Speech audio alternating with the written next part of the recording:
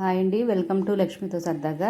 ఈరోజు మనము టమాటా ములక్కాడ పచ్చి జీడిపప్పుతో కూర చేద్దామని ఇక్కడ ములక్కాళ్ళు ఉడకపెట్టి పెట్టుకున్నాను. 3 వంతులు ఉడికితే సరిపోతుంది ములక్కాళ్ళు. స్టవ్ ఆన్ చేసుకుని బాండీ పెట్టి ఒక 3 స్పూన్ల ఆయిల్ వేసి కొద్దిగా 1/2 స్పూన్ ఆవాలు 1/2 స్పూన్ జీలకర్ర వేసి కొంచెం కరివేపాకు వేసి వేయించిన తర్వాత అల్లం వెల్లుల్లి పేస్ట్ వేసి బాగా కలపాలి. పచ్చివాసన పోయేదాకా వేయించాలి. అల్లం వెల్లుల్లి వేగిన తర్వాత దాంట్లో పచ్చి జీడిపప్పు వేసి వేయించుకోవాలి.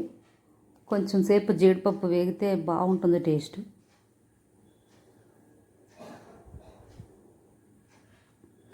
జీడిపప్పు వేగిన తర్వాత ఉల్లిపాయ పచ్చిమిరపకాయ ముక్కలు అలాగే చిన్న క్యాప్సికమ్ కూడా వేసుకున్నాను నేను, టేస్ట్ బాగుంటుందని. ఒకటి చిన్న క్యాప్సికమ్ వేసుకుంటే సరిపోతుంది, ఉంటే వేసుకోండి లేదా స్కిప్ చేసేయచ్చు. ఉల్లిపాయ ముక్కలతో పాటు వేసింది క్యాప్సికమ్ ముక్కలేను. ఇవి కొంచెం వేగిన తర్వాత టమాటా ముక్కలు కూడా వేసి బాగా కలిపి సిమ్లో పెట్టి మూత పెట్టుకోవాలి. కొంచెం సాల్ట్ వేయాలి. సాల్ట్ వేస్తే ఈ ముక్కలకు పడుతుంది, కొంచెం వాటర్ వచ్చి ముక్కలు అంటుకుపోకుండా ఉంటాయి, మూకుడికి అంటుకుపోకుండా ఉంటాయి. సాల్ట్ వేసి బాగా కలిపి మూత పెట్టాలి సిమ్లోను. ఒక 5 నిమిషాలు వేగిన తర్వాత ఈ 3 వంతులు ఉడికిన ములక్కాడ ముక్కలు అందులో వేసి బాగా కలిపి మూత పెట్టాలి.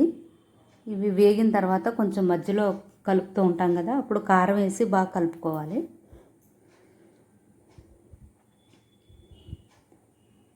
ఈ ములక్కాళ్ళు వేసిన తర్వాత కాసేపు మూత పెట్టి ఆ తడి ఎగిరిపోయే వరకు ఉడకనివ్వాలి. అలా ఉడకడం వల్ల ములక్కాడ ముక్కలకి కూర టేస్ట్ పడుతుంది. అంతే, కూర రెడీ అయ్యింది. మీరు కూడా ట్రై చేసి చూడండి. ఎలా వచ్చిందో కామెంట్లో తెలియజేయండి.